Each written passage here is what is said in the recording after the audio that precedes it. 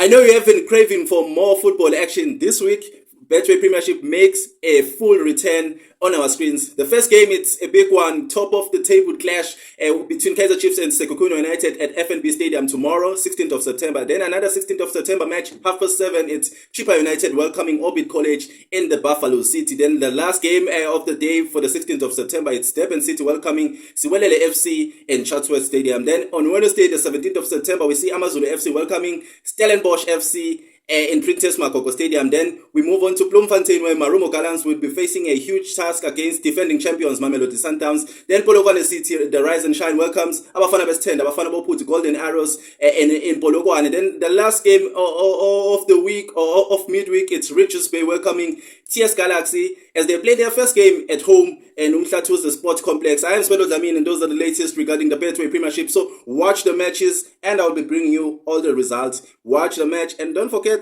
to like this video and follow me on TikTok. Thank you.